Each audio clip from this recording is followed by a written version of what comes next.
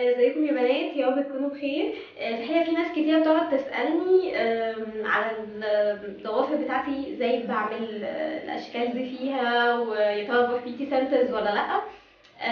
فأنا بحب أقول لأصحابي على الحاجات اللي أنا بكتشفها جديد، سواء في الشعر أو في النيلز أو في الميك اب أو الحاجات دي. عايزة أقولها لكم إن انتي تقدري تعملي الكلام ده في 3 دقايق في بيتك، و... و... تطلع ديزاينز حلوة زي دي.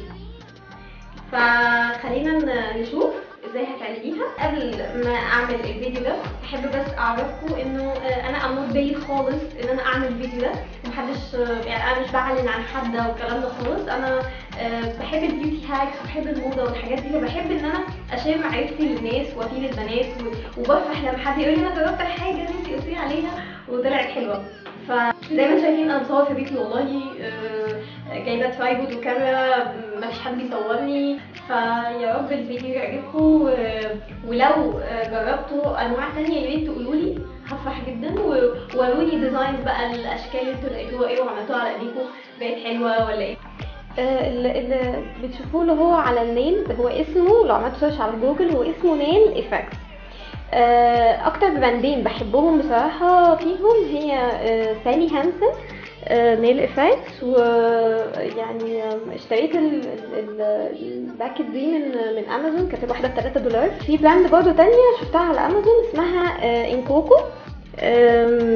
يعني انا صراحه فرحت ان هي لقيتها في مصر، يعني بالصدفه لقيت في شركه كده اسمها متهيالي انكوكو ايجيبت.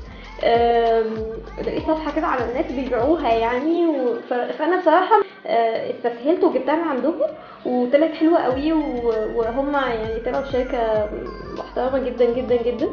فانا هعمل لكم توتوريال عن انكوكو احسن علشان تقدروا تجيبوها في اي وقت من مصر. سالي هانسن هي نفس انكوكو في طريقه برضه العمايل، بس سالي هانسن بتجيبيها من بره لان انا ما لقيتش بصراحه شركه بتبيعها يعني. وهعمل لكم فيديو برضه ازاي يعني ازاي تشتروا اونلاين وباسعار اصلا ارخص من اللي بتتباع في مصر. ف يلا بينا.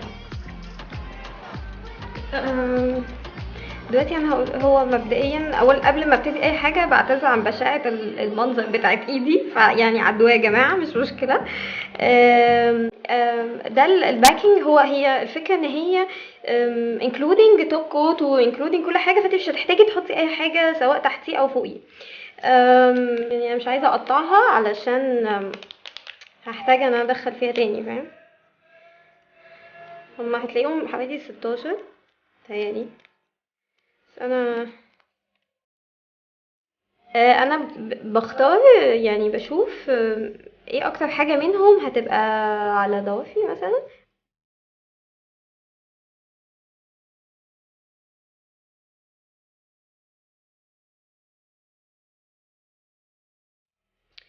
أم، هو سهلة جدا. هتشيلي الطبقة اللي فوق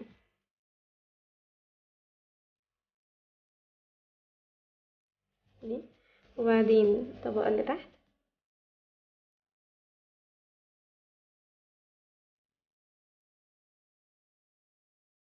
وبعدين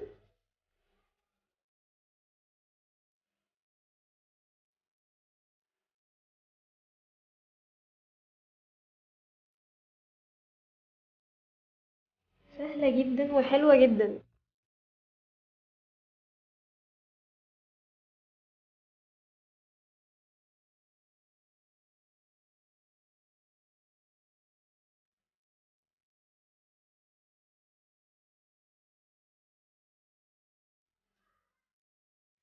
هو المفروض ما عاملين رحت فين؟ هو المفروض ان هما عاملين معاه زي مبرد كده صندوق، عشان لو في اي زيادات تقدري تضبطيها. بس انا مش شايفه ان فيها يعني، لا انا شايفه ان هي فاين، شكلها حلو قوي. انا عايزه اعمل مثلا هي كده عشان الدنيا فاضيه. تهيألي ده السايز ده اه تهيألي. خلاص انا هاخد دي. نفس القصة.